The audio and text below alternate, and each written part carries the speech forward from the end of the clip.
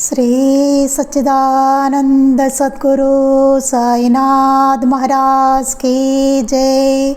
श्री सच्चिदानंद सद्गुरु अलिवेलु मंगम्म सहित भरद्वाज महाराज की जय। श्री सच्चिदानंद सद्गुरु नामपल्ली बाबा महाराज की जय। जय साई मास्टर। ఈరోజు సత్సంగంలో మనం శ్రీ సాయినాథ ప్రబోధామృతము అనే గ్రంథాన్ని వివరించుకుంటున్నాం.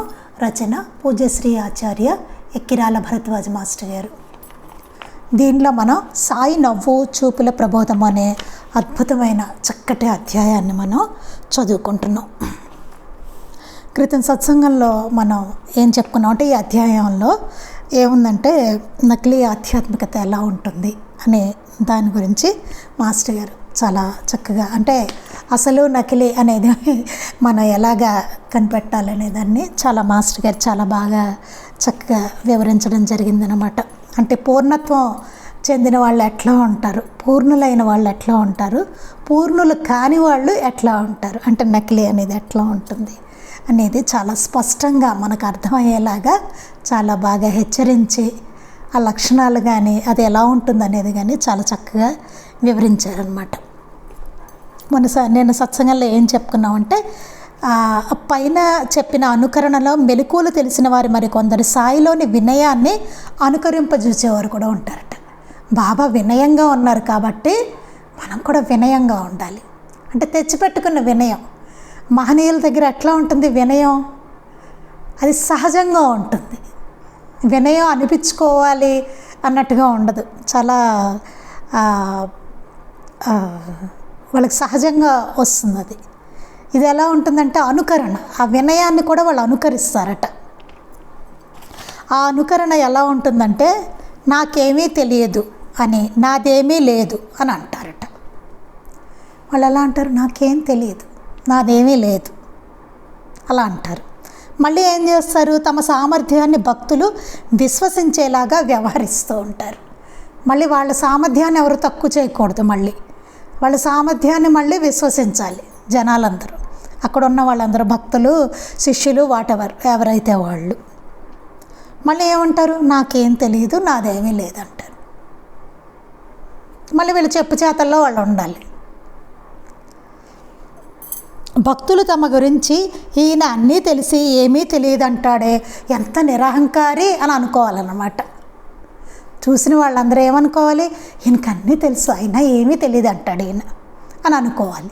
అంటే తెచ్చి పెట్టుకున్న వినయాన్ని నటిస్తూ ఉంటారన్నమాట. అలా చేస్తారు, అలా అనుకునేలాగా. ఇంకా ఏమంటారు, ఆయన గురుభక్తిని అనుసరించి, బాబా గురుభక్తిని చూసుకుని వాళ్ళు ఏమంటారంటే నేనేమీ చదవను, సాయిని నమ్ముకోవడమే నాకు తెలుసు అంటారు. అదొక ట్రాప్ అనమాట. నేనేం చదవను, బాబాని నమ్ముకోవడమే అంటారు. బాగా ఆలోచిస్తే రెండు విషయాలు స్పష్టమవుతాయి. సాయి తమకేమీ తెలియదని ఎప్పుడూ అనలేదు, బాబా నాకేమీ తెలియదు అని అనలేదు, అన్నీ తెలుసు అనే అనలేదు. ఆ రెండు అనలేదు బాబా ఎప్పుడు. చూడండి ఎంత విచిత్రమో. అంటే ఆయన వినయాన్ని ప్రకటించలేదు, ఆయన ఎప్పుడు వినయాన్ని ప్రకటించలేదు. ఇక్కడ చాలా అద్భుతమైన లైన్ ఒకటి చెప్పారు మాస్టర్ గారు. నిజమైన వినయం వినయంలాగా కనిపించేందుకు యత్నించదు. ఎంత అద్భుతమైన లైన్ ఇది చూడండి అసలు వాక్యం. నిజమైన వినయం వినయంలాగా కనిపించేందుకు యత్నించదు. అది ఎప్పుడూ యత్నించదు వినయం. మనం చూడండి రోడ్డు మీద వెళ్తూ ఉంటాం, ఎవరో కనిపిస్తారు, బాగున్నారా అండి అంటే కొంచెం వినయాన్ని నటిస్తాం, గౌరవంగా ఉన్నట్టు కదా, తెలుసు మనందరం చేస్తాం అట్లాగా.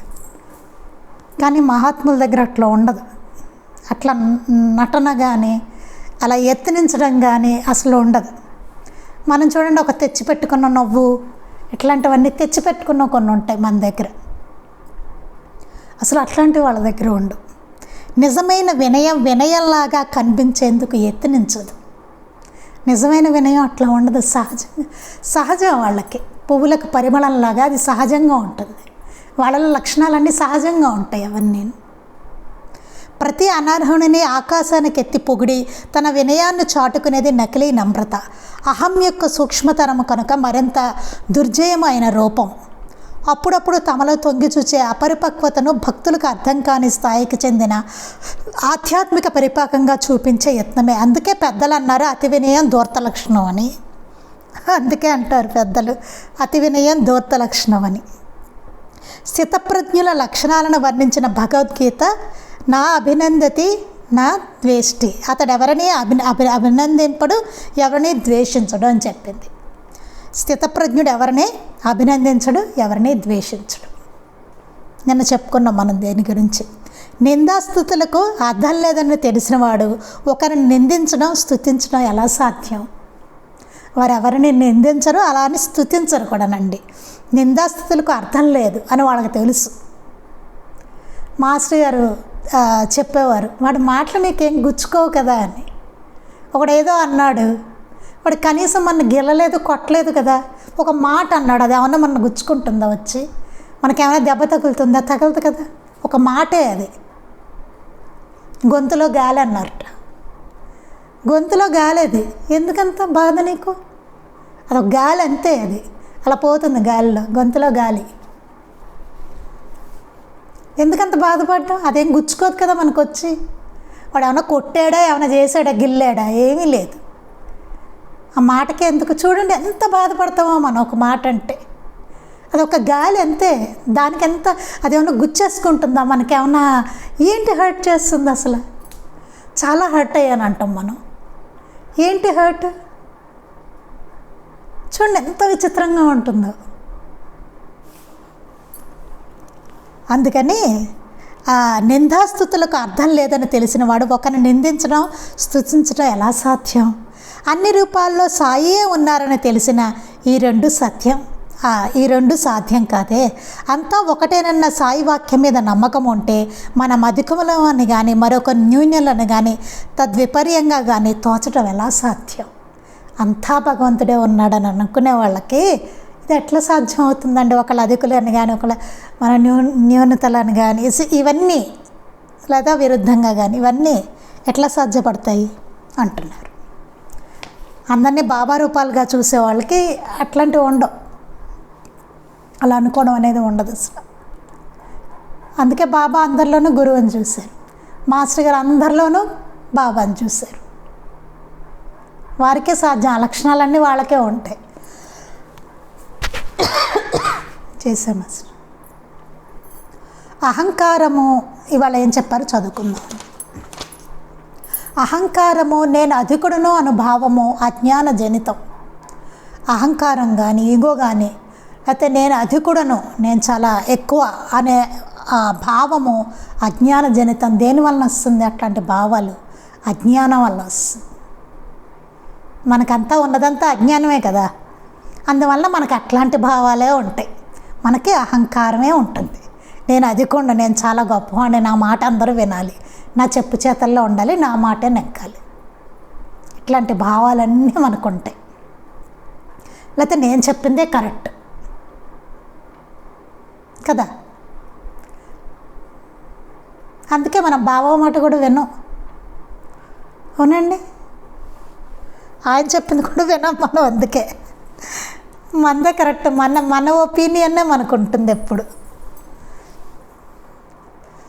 అది నిస్సారము నిరుపయోగము అయినప్పుడు అహంకరించడం ఎలా సాధ్యం? ఇతరుల అహంకారాన్ని చూసినా అది ప్రత్యక్షం కావచ్చు, ప్రచ్ఛన్నం కావచ్చు. జ్ఞానికి వారిపై ద్వేషం కలగదు. ఇతరుల యొక్క అహంకారాన్ని చూసినా సరే వాళ్ళకి అసలు జ్ఞానులకు ఇతరుల మీద ద్వేషం కలగదుట. అసలు ద్వేషం కలగదు వాళ్ళకి, జ్ఞానులకు. లేకపోతే అసలు మన రాణిస్తారండి? మనకంతా అహంకారమే మనలో ఉన్నది. మహనీయులు అసలు మనల్ని రాణిస్తారా దగ్గరికి? రాణిస్తూ మనలాంటి వాళ్ళందరినీ చేరదీస్తున్నారంటే వాళ్ళకి ద్వేషం లేదు కాబట్టే మన మీద. నిజానికి ద్వేషించాలి మనల్ని కదా. ఇంత ఈగో ఏంట్రా వీళ్ళకి, ఎంత చెప్పినా వినరు, ఇంత అజ్ఞానంతో ఉన్నవాళ్ళు వీళ్ళకింత ఈగో ఏంటి అనిపించాలి కదా. కానీ వారికి అట్లా ఉండదు, ఎందుకంటే వాళ్ళు జ్ఞానులు కాబట్టి. వారికి అహంకారం ఉండదు, అందుకని మన మీద ద్వేషం ఉండదు. వాళ్ళకి అసలు ద్వేషం కలగదు జ్ఞానికి. ఎవరెక్కువ అనే పోటీ భావం రాదు, అసలు వాళ్ళలో పోటీ భావం ఉండదు, ఎవరెక్కువ అనే భావన. అందుకే కదా జవహరాలీలో కూడా ఆయన గురువుని చూసుకున్నారంటే బాబా. అసలు చూడండి, ఆ పోటీ కానీ ఏమీ అసలు ఆయనకేమీ లేదు, ఎవరెక్కువ అనే పోటీ భావాలు లేవు. అహంకారుల భ్రాంతిని భ్రాంతిగా మాత్రమే, దాని నిష్ప్రయోజనతను, దాని యొక్క దుష్ఫలితాన్ని గురించి నిర్లిప్తంగా ఉండిపోతుంది. వాళ్ళకి తెలుస్తుంది దానివల్ల ఎంత దుష్ఫలితం ఉంటుందో అదంతా తెలుస్తుంది, కానీ నిర్లిప్తంగానే ఉండిపోతుంది. అది నిష్ప్రయోజనత. ఇవన్నీ వ్యవహారంలో ఎవరి పిచ్చి వారికి ఆనందం అన్నట్లుంటుంది వారి వైఖరి. వారికి తెలుసు, అయినా సరే ఎవరి పిచ్చి వాళ్ళకి ఆనందం అన్నట్టు ఉంటుంది వారి వైఖరి. చెప్తారు, ఇప్పుడు మనకి చెప్పట్లేదండి, బాబా చెప్పలేదు. మహనీయులందరూ వస్తున్నారు, చెప్తున్నారు, బోధిస్తున్నారు. మనం వినకపోతే ఏం చేస్తారు వాళ్ళు? ఎవరి పిచ్చి వారికి ఆనందం అన్నట్లు ఉంటుంది వాళ్ళ వైఖరి. చెప్పడం అయితే అందరికీ చెప్తారు, విన్నవాడు బాగుపడతాడు, లేనివాడు లేరు. అంతే, బలవంతం ఏమీ లేదు ఇందులో.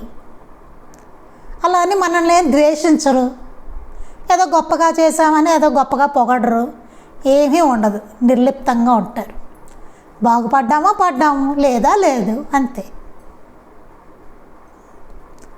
వారి వ్యవహారంలో ఎవరి పిచ్చి వారికి ఆనందం అన్నట్లుంటుంది వారి వైఖరి. అలాగే ఉంటుంది, అంతే. ఎవరి పిచ్చి వాడికి ఆనందం, నువ్వు బాగుపడలేదు, లేదు, అంతే. అడిగితేనే ఆ విషయాన్ని వివరిస్తాడు జ్ఞాని. లేదా సాత్వికుడై సాటివారి శ్రేయస్సును కూడా కాంక్షించేవాడైతే అట్టివారిని సాధ్యమైనంత వరకు నొప్పించకుండా, నలుగురికి తెలియకుండా హెచ్చరిస్తాడు. జ్ఞానుల వైఖరి అట్లా ఉంటుందో చెప్తున్నారు చూడండి. ఏ విషయాన్నైనా అడిగితేనే వివరిస్తాడు జ్ఞాని. అడిగేమనకే ఉండి ఏదైనా పరిప్రశ్న చేసి అలా అడిగినప్పుడే వివరిస్తాడు. జ్ఞానులు ఎవరైనా మనం అడిగినప్పుడు మాకు ఇది తెలియదండి చెప్పండి అనేసి అడిగినప్పుడు వాళ్ళు వివరిస్తారు జ్ఞాని. లేదా సాత్వికుడై సాటివారి శ్రేయస్సును కూడా కాంక్షించేవాడైతే అట్టివారిని సాధ్యమైనంత వరకు నొప్పించకుండా, నలుగురికి తెలియకుండా హెచ్చరిస్తాడు. అది ఉంటుంట. తాను అట్టి పొరపాటులో పడినప్పుడు తనను మరొక తెలిసినవాడు హెచ్చరించాలని ఆశిస్తాడు గనుక అలా చేస్తాడు. ఇతరులను హెచ్చరించడం కూడా ఎందుకంటే, మామూలుగా మనం ఏదైనా పొరపాటు చేసినప్పుడు మరొకరు అంటే కరెక్ట్ చేయాలన్నట్టుగా మనకు ఉంటుంది కదా, అలా అందుకోసం అని చెప్పి ఎవరైనా పొరపాటు చేసినప్పుడు దాన్ని హెచ్చరించడం అనేది చేస్తారు అని చెప్తున్నాడు. ఇక సాయికి గురుసేవ తప్ప మరేమీ తెలియకున్నా ఆయనట్టి పరిపూర్ణత నొందారని కొందరు అలానే మరేమీ తెలుసుకునే యత్నం చేయరు. ఏమనుకుంటారు చాలామంది, బాబాకి గురుసేవ తప్ప ఇంకేమీ తెలియదు అని అనుకొని కొందరు ఇంకేమీ తెలుసుకునే యత్నం చేయరట. అంటే బాబా తత్వాన్ని తెలుసుకోవడంలో కూడా పొరపాటు అన్నమాట. గురుసేవ తప్ప ఆయనకేమీ తెలియదు అనేసి ఇంకా తెలుసుకునే యత్నం చేయరట. ఏ విషయాన్నైనా సరిగా తెలుసుకుంటే కానీ ఆచరించలేము, అంతే కదండి. దేన్నైనా క్షుణ్ణంగా తెలుసుకోవాలి, ఏది ఎందుకు చేస్తున్నాం, అసలు ఏంటి తెలుసుకుంటే కానీ దాన్ని చేయలేం. తెలుసుకుని చేస్తే ఎంత బాగుంటుందో చూడండి. ఏదైనా సరే, దేని గురించైనా ఎంత క్లారిటీ. ఒక లెసన్ ఉందండి, అది బాగా చదివి అర్థం చేసుకుంటే ఎగ్జామ్ బాగా రాస్తుంది, లేకపోతే రాయలే కదా. ఏదెందుకో ఏదైనా తెలియాలి మనకి, లేకపోతే ఆచరించలేము. ఆచరిస్తే కానీ ఫలితం ఉండదు, అంతే కదా. ఫలితం రావాలంటే ఆచరించాలి. వీడు ఎగ్జామ్ రాస్తే కానీ పాస్ అవ్వడం అలాగా. కనుక మొదట తెలుసుకోవాలి, అసలు తెలుసుకోవాలి ఏంటి అన్నది. తెలియవలసినదంతా తెలుసుకున్నారు కనుకనే సాయి ఒక్కరే తమ గురువు యొక్క పూర్ణానుగ్రహానికి పాత్రులు కాగలిగారు. బాబా ఒక్కరే గురువు యొక్క పూర్ణానుగ్రహానికి పాత్రులు అయ్యారట. ఎందుకు? తెలుసుకోవాల్సింది అంతా ఆయన తెలుసుకున్నారు కాబట్టి, అంత జిజ్ఞాసతో ఆయన తెలుసుకున్నారు. రమణ మహర్షి అనుగ్రహానికి కావ్యకంఠ గణపతి ముని పాత్రులైనట్టు, రమణ భగవాన్ అనుగ్రహానికి కావ్యకంఠ గణపతి ముని పాత్రులైనట్టుగా బాబా వారి గురువుకి అంత తెలుసుకోవాల్సిందంతా తెలుసుకొని వారి గురువు యొక్క అనుగ్రహానికి పాత్రులయ్యారు అని చెప్తున్నారు. తెలియవలసినది తెలిస్తే కానీ వివేకం ఉదయించదు. వివేకం కలగాలంటే, వివేకం ఉదయించాలంటే తెలియవలసిందంతా తెలియాలి అంటున్నారు. దాని నుండే ముముక్షత్వము, శాస్త్రాల ఎడల, శాస్త్రజ్ఞుల ఎడల, మహనీయుల ఎడల పూర్ణమైన భక్తి శ్రద్ధలు ఏర్పడతాయి. మనకి శాస్త్రజ్ఞుల ఎడల కానీ, మహనీయుల ఎడల కానీ అసలు ఎట్లా భక్తి శ్రద్ధలు ఏర్పడతాయంటే మనకి తెలియాలి. దాని గురించి తెలియవలసింది తెలియాలి. తెలిస్తేనే అప్పుడు సరైన వివేకం వస్తుంది. అప్పుడు మనకి భక్తి శ్రద్ధలు ఏర్పడతాయి. మహనీయుల ఎడల భక్తి శ్రద్ధలు, శాస్త్రాల ఎడల, గ్రంథాల ఎడల భక్తి శ్రద్ధలు ఎప్పుడు ఏర్పడితే తెలిసినప్పుడు, అర్థమైనప్పుడు. అంతే కదండి. మాస్టర్ గారి ఎడల ఎట్లా ఏర్పడుతుంది? మనకి ఆ గ్రంథం చదువుకోవాలి. అది అర్థమైనప్పుడు అబ్బా ఏం రాశారు అనిపిస్తుంది. అనిపించి అప్పుడు మాస్టర్ గారి పట్ల మనకి గౌరవం, భక్తి, శ్రద్ధ అన్నీ ఏర్పడతాయి. అప్పుడు అది చదవాలి కదా, ముందు మనం తెలుసుకోవాలి, చదివి అర్థం చేసుకోవాలి. అప్పుడు మనకు మాస్టర్ గారు అర్థమవుతారు, బాబా అర్థమవుతారు, భక్తి ఏర్పడుతుంది. ఆ బుక్కే తెడవకుండా, తెలుసుకోకుండా ఎట్లా వస్తుంది మనకి భక్తి? ఎట్లా వస్తుంది? బాబా అంటే నాకు ఇష్టం అండి అంటే కుదరదు. తీసి చరిత్ర చదవాలి, అర్థం చేసుకోవాలి. సాయికి నిజంగానే గురుభక్తి తప్ప అన్యమేమీ తెలియదా? మాస్టర్ గారు అంటున్నారు ఇక్కడ. సాయికి నిజంగానే గురుభక్తి తప్ప ఇంకేమీ తెలియదా బాబాకి? వారు తమ గురువును అరణ్యంలో కలుసుకున్న సంఘటనను స్మరించండి. ఒకసారి గుర్తెచ్చుకుందాం. బాబా తమ గురువుని అరణ్యంలో కలిసినప్పుడు ఆయన మరొక 3 మిత్రులు సత్గ్రంథాలను అధ్యయనం చేసి వాటి మననంతో, యోచనతో గ్రహించిన విషయాల దృష్ట్యా పరస్పరము పరమార్థాన్ని ఎలా పొందాలని చర్చించుకున్నారు.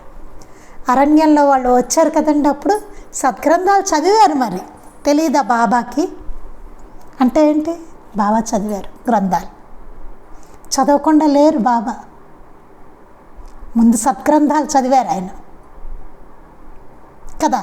మిత్రులు, వాళ్ళ 3 మిత్రులతో కలిసి అధ్యయనం చేసి వాటి మననంతో, యోచనతో గ్రహించిన విషయాల దృష్ట్యా పరస్పరము పరమార్థాన్ని ఎలా పొందాలని చర్చించుకున్నారు. వాళ్ళు చదివారు ముందు సత్గ్రంథాలు, వాళ్ళు చదవకుండా లేరు.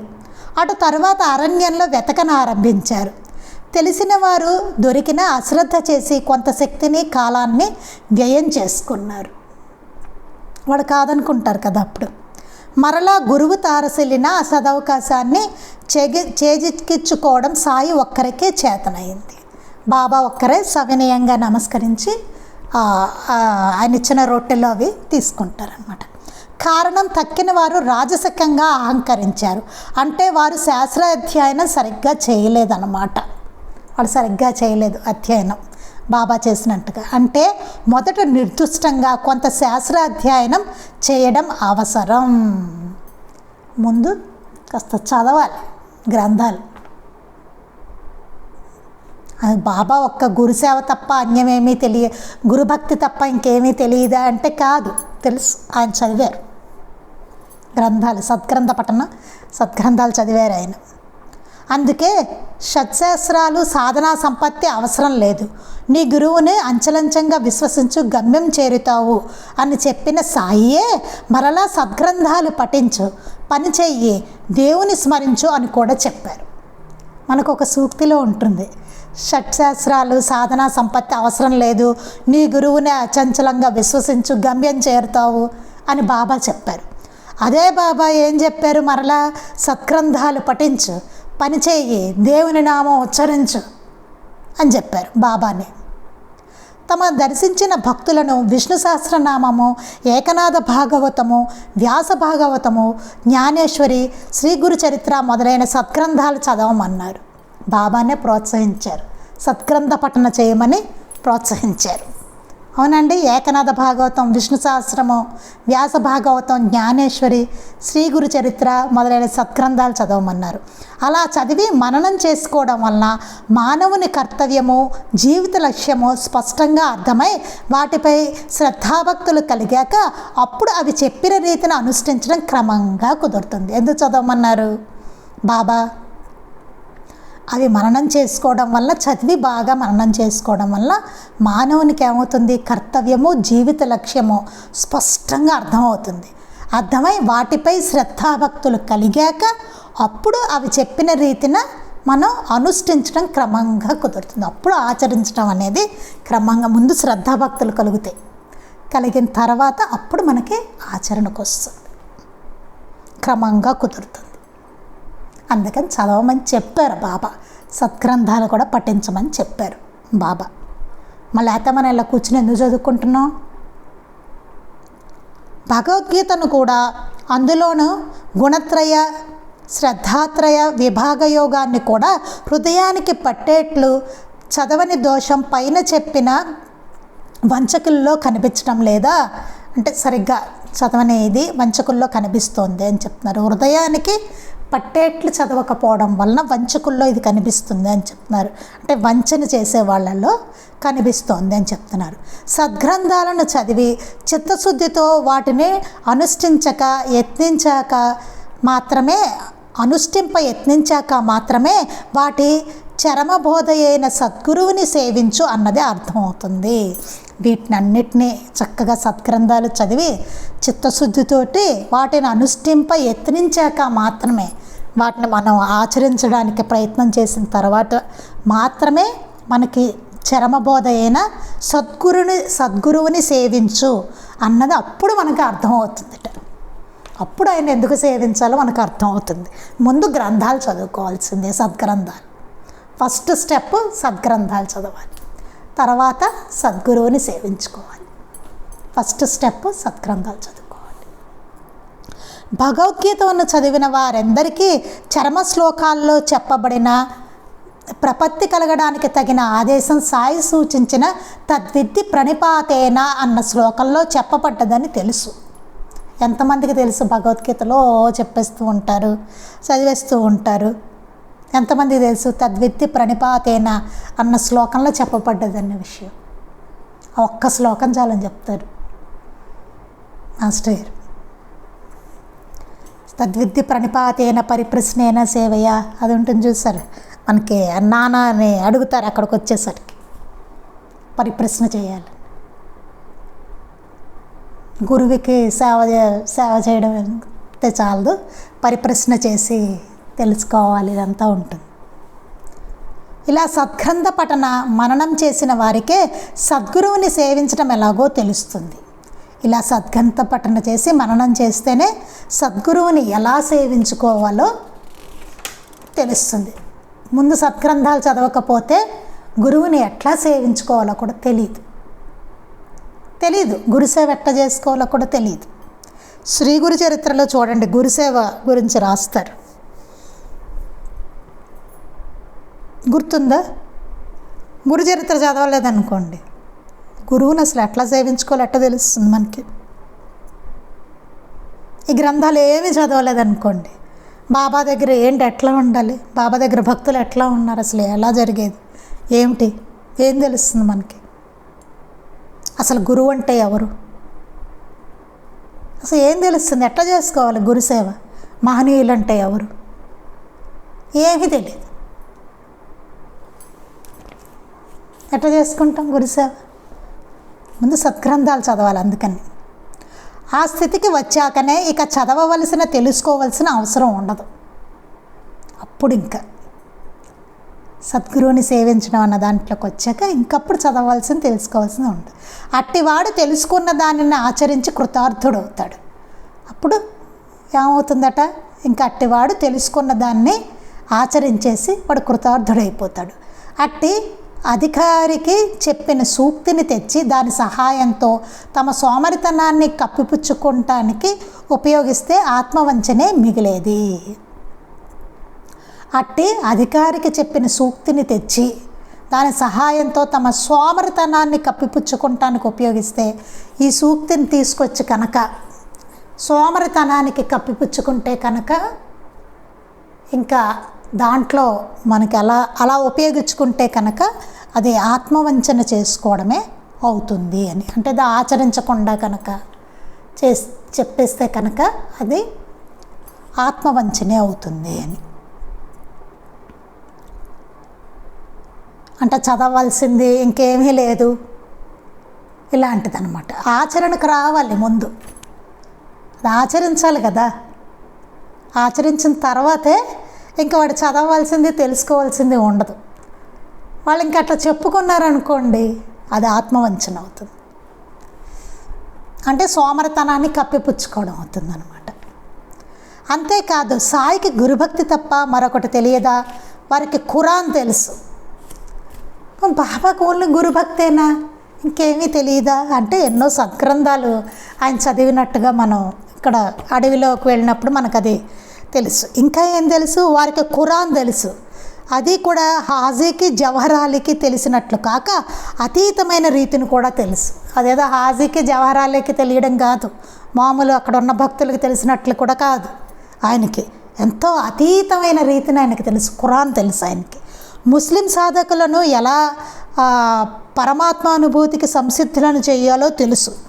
ముస్లిం సాధకులందరినీ ఎలా వాళ్ళకి పరమాత్మ యొక్క అనుభూతి కలగడానికి వాళ్ళని ఎట్లా తయారు చేయాలో కూడా ఆయనకి తెలుసు. అంతలా తెలుసు ఆయనకి.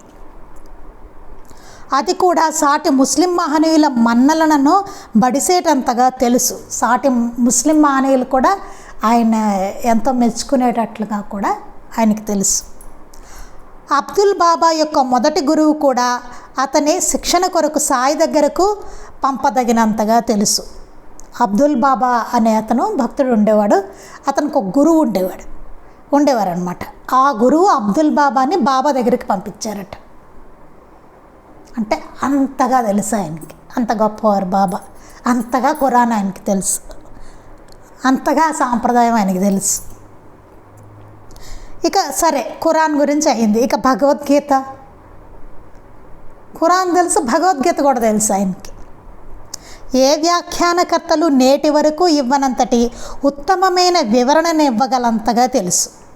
ఎంతలా తెలుసు ఆయనకి భగవద్గీత అంటే, అసలు ఏ వ్యాఖ్యానకర్తలు వ్యాఖ్యానాలు రాస్తారు కదా, అలా ఎవ్వరూ అంతటి ఉత్తమమైన వివరణ ఎవరూ ఇవ్వలేరట. ఇంతవరకు ఎవరు ఇవ్వలేరట అలాంటి వివరణ. ఆయనకి అంత బాగా తెలుసుట భగవద్గీత. ఉంటుంది కదా మనకి, అందులో సాయిలీలామృతంలో ఉంటుంది, ప్రవచనాల్లో కూడా చదువుకున్నాం. అద్భుతమైన వివరణ ఇస్తారు. తద్విద్ది ప్రణిపాతేన శ్లోకానికి పరిప్రశ్నేన సేవయ. ఎంత బాగా చెప్తారండి నాన్నకి. అద్భుతమైన వివరణ, ఎవ్వరు ఇవ్వలేనంత వివరణ భగవద్గీతకి.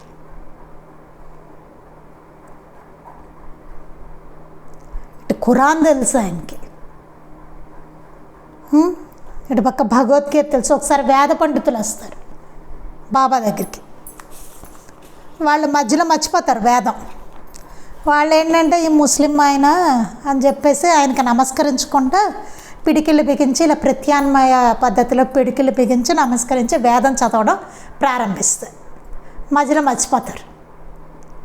మర్చిపోయేసరికి బాబా అందిస్తారు వేదంలోని మంత్రాలు అందిస్తారు వాళ్ళకి. అంతలా తెలుసు ఆయనకి వేదం. ఏమన్నా మసీదులో కూర్చున్న పిచ్చి ఫకీర్ అనుకున్న ఆయనకి వేద పండితులకి వేద మంత్రాలు మర్చిపోతే అందించారు బాబా. భగవద్గీత వ్యాఖ్యానం ఎవ్వరూ చెప్పలేనంతగా, ఇంతవరకు ఎవ్వరూ ఇవ్వలేనంతగా వ్యాఖ్యానించారు. ఖురాన్ గురించి ఇప్పుడు చెప్పుకున్నాం మనం. ఎక్కడెక్కడ వాళ్ళు బాబా దగ్గరికి పంపించారు. గురువులు, ఎవరెవరో గురువులు కూడా బాబా దగ్గరికి పంపించారు.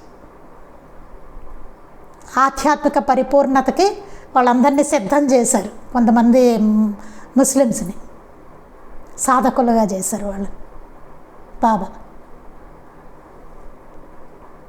బాబా ఎదురు కూర్చుని ఖురాన్ చదివే వాళ్ళందరూ వాళ్ళు ముస్లిం భక్తులు. అన్నీ సకల శాస్త్రాలు ఆయనే. ఆయన కానిదేదీ లేదు. ఎవరండి ఆయన అపర రూపాలు? ఎంత ధైర్యం ఉండాలండి! ఎవరండి ఆయన? సకల శాస్త్ర స్వరూపులు సాయినాథుల వారు. సకల శాస్త్రాలు ఆయనలోనే ఉన్నాయి. ఆయనే సకల శాస్త్రాలు. ఉన్నదంతా ఆయనే కదా. అలాంటి ఆయన నాకేమీ తెలీదు అని అనలేదు, నాకు అన్నీ తెలుసు అని అనలేదు. ఆయన ఎంత నిర్లిప్తంగా ఉన్నారో చూడండి. నిరహంకారం, నిర్లిప్తత, ఎవరి పట్ల ద్వేషం లేదు. అలా అని ఎవరిని పొగడలేదు, ఎవరిని నిందించలేదు, తృణీకరించలేదు. ఎంత అసలు ఆ క్యారెక్టర్ ఏంటి అన్నది అసలు ఎక్కడ అంత చిక్కదు. అసలు అంత అద్భుతమైన ఆయన. అసలు ఎటు ఎవరితోటి పోల్చడానికి లేదు. అది పోల్చాల్సింది కాదు, పోలిక లేనిది. అది ఎట్లా పదం నాకు ఎట్లా ఉపయోగించాలో కూడా తెలియడం లేదు. అది పోల్చడానికి లేదు అసలు. అట్లాంటి వారు సాయినాథుల వారు. ఇంకా నకిలీ ఏంటి? ఎక్కడి నుంచి? ఉన్నది ఒక్కటే, ఇంకంతే. ఉన్నది ఒక్కటే, మళ్ళీ డూప్లికేట్ లేదు. ఇంకా ఎక్కడి నుంచి వస్తున్నాయి డూప్లికేట్లు? ఎందుకు సృష్టించుకుంటున్నారు అట్లా కదా. అధ్యాయం అంతా అదే చెప్తున్నారు. మనం ఆ పిచ్చిలో పడకూడదు, ఆ ట్రాప్లో. అది వారు ఉన్నారు మహనీయులు, వారికి నమస్కరించుకోవడం, హాయిగా గ్రంథాలు చదువుకోవడం, వారి సన్నిధికి వెళ్ళడం, సత్సంగం చేసుకోవడం కదా. మన ఇంట్లో పట్టణ రూపంలో కూడా వారు ఉన్నారు. అదిగో అక్కడ ఆసీనులే ఉన్నారు చక్కగా. అది వారి సన్నిధి ఉంది మనకి. వారి గ్రంథాలు, వారి శాశ్వత స్వరూపం, ఆ గ్రంథాలన్నీ పరమ పవిత్రమైనవి కదా. మాస్టర్ గారు ఏం చెప్పారు? సాయి లీలామృతం నా శాశ్వత రూపం అని చెప్పారు. మాస్టర్ గారి రూపంట సాయి లీలామృతం. అలా ఎన్ని గ్రంథాలు ఉన్నాయి మనకి కదా. పిలిస్తే పలికే ఆయన. అది అంత అద్భుతమైన ఆయన. అన్ని రూపాల్లోనూ మనకు లభ్యం అవుతున్నారు. ఎన్ని రూపాయలు ఎక్కడైనా తీసుకో అని చెప్పి నా బోధ అందుతూనే ఉంటుంది నీకు, నేనున్నానని. చక్కటి అద్భుతమైన అధ్యాయం. మనకి చక్కగా అవేర్నెస్, వివేకాన్ని కలిగించే అధ్యాయం అది. వివేకాన్ని పెంపొందించే అధ్యాయం అది. మనం చదువుకుంటున్న అధ్యాయం, ఎలా ఆలోచించాలో తెలిపే అధ్యాయం అది అని నాకు అనిపిస్తుంది. చక్కటి అధ్యాయం. మాస్టర్ గారు చాలా ధైర్యంగా రాశారు. అది చాలా అవసరం, ఈ కాలానికి చాలా అవసరం ఆ అధ్యాయం. మనకి ఇప్పుడున్న పరిస్థితులకి చాలా అవసరం. అందుకే దాంట్లో అట్లా పొందుపరిచారు ఆ అధ్యాయాన్ని. చాలా ఘాటుగా రాసి పొందుపరిచారు మనకి. అది ఇంకా ఏం చెప్తున్నారు మాస్టర్ గారు అనేది రేపు మనం చదువుకుందాం. శ్రీ సచ్చిదానంద సద్గురు సాయినాథ్ మహారాజ్ కీ జై. శ్రీ సచ్చిదానంద సద్గురు అలివేలు మంగమ్మ సహిత భరద్వాజ మహారాజ్ కీ జై. శ్రీ సచ్చిదానంద సద్గురు నాంపల్లి బాబా మహారాజ్ కీ జై. గురుదేవ దత్త అవధూత చింతన.